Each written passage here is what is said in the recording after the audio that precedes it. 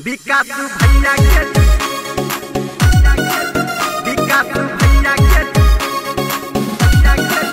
विकास भैया के से वही मन चाहिए। माँ गायत्री रिकॉर्डिंग स्टूडियो मधेपुर चूड़ी बाजार। विकास भैया के जीते पंचायत हेतै सुनर। विकास भैया के जीते वही गाँव नगर हेतै सुनर। यो चाचा देबै कने ध्यान पूरा हेतै रमान। चाचा देबै कने ध्यान पूरा हेतै रमान। मुखिया बने के सब भैया में छै हुनर।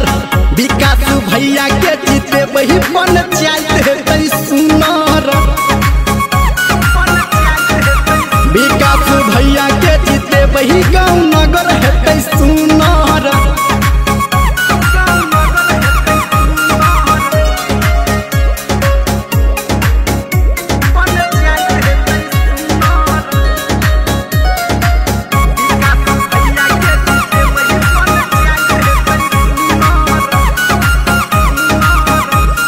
सुनू चाचा दियो बेरहीना के जीताय। मिलते जब प्यार देते दुखबा मिटाए। यो सुनू चाचा दियो बेरहीना के जीताय। मिलते जब प्यार देते दुखबा मिटाए। करते विकास छैयो एकरा में हुनर।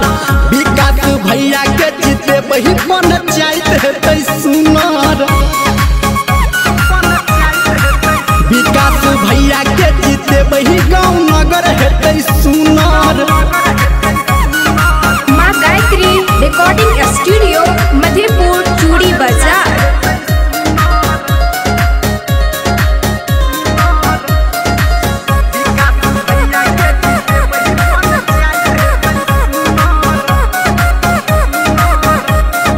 लागल छै चाची सबके हिना के प्यास। विकास कुमार में कुछ बात छै खास। लागल छै चाची सबके हुना के प्यास। विकास कुमार में बात छै खास। मुखिया बन के सब छै एकरा में हुनर। विकास भैया के जीतबै पंचायत हेतै सुनर। विकास भैया